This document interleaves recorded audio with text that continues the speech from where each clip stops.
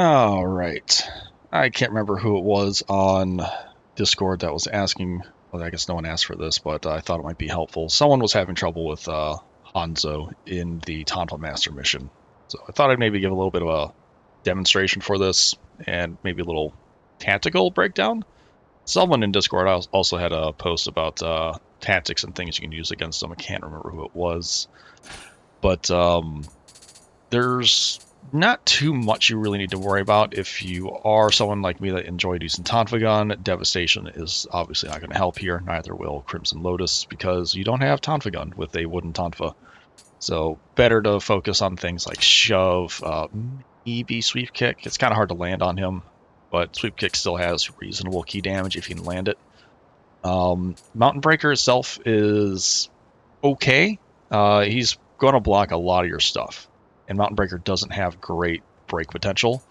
On the other hand, Tiger Bite does. So if you find him blocking a lot in your face, you can use Tiger Bite. It'll, at least with me, it seems to take about maybe 1/5 of his key bar with each one. Kind of hard to tell when you're in the midst of combat and try not to die. Neat little combo potential, though. I've only landed this a few times. I did a few practice rounds here. Focus Strike, he will almost always block.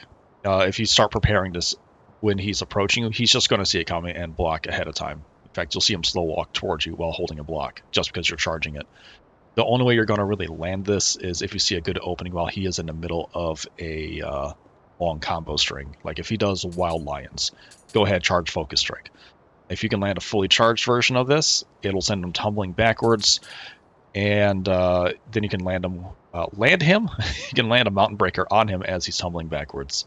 If you hit anyone while they're in that tumble animation with any hit, hell, I think you could probably use a kunai or something in regular combat to do this, but it makes them go prone. So you can instantly follow that up with a final blow. So if you can, full charge Focus Strike into a Mountain Breaker into a final blow. It's actually pretty solid for damage, despite Tonfa being a relatively low health damage weapon. Outside of that, there's a fun thing in here that's not listed. I forget what it's called, but it's your Timely Guard parry with Tonfas, and that still works fantastically. In fact, that'll open him up pretty effectively. Where the fuck is it? Impenetrability? Yeah, Impenetrability followed by a Dragon Slayer.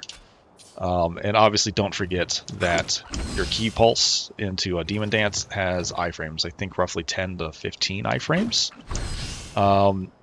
If you can do this effectively, you can actually stomach him a little bit with the Pulverize follow-up. So, pretty solid. Let's hope I don't make a fool of myself.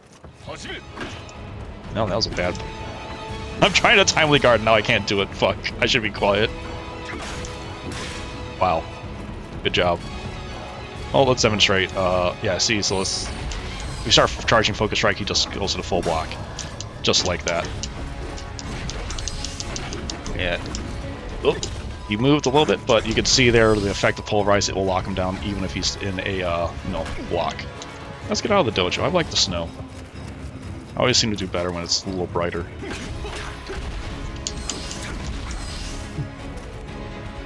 There we go. As you can see there too, if you land that perfect block, it almost always leaves him open long enough for a follow-up with Pulverize, which is a good way to bring his health down. Suddenly, I'm also sucking at perfect blocking. Jesus Christ. Oh, that's not Tiger Bite. I was trying to Tiger Bite him as a follow-up because that would have broken his guard. And I think... Oh, yep. There we go. Alright, he's going to get broken real soon. And Tiger Bite. He's going to block it. Come on. Block it and break. There we go. And that's a relatively solid way to... Hey! Wasn't followed up with Mountain Breaker, but that still works good.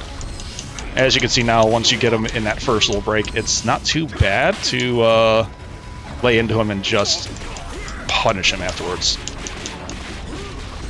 Tiger Bite. Tiger Bite. It's... There we go.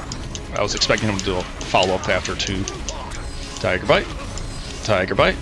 Tiger Bite. There's a break. I should be flexing more.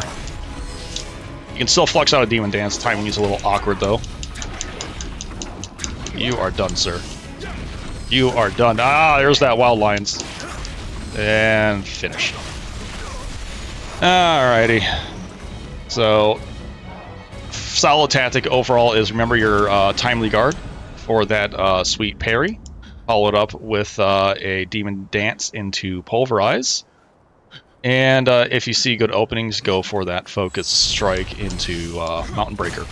Mountain Breaker's distance almost always covers the exact distance that the enemy will roll back from focus strike. It doesn't always, but in general, most times it will. Sometimes terrain will get in the way. Here, with it being relatively flat, that shouldn't be much of an issue. Also, this will help a lot. Make sure to grab the Kanagi Mystic Art. That's how I'm able to do things like timely guard, focus strike, and then just instantly turn it into a demon dance. That's less being used as a way to key pulse or evade. You can use it strategically for evade, but here I'm using it just to reset myself and get into pulverize as fast as possible. That way I can land, you know, the punish against them after my parry.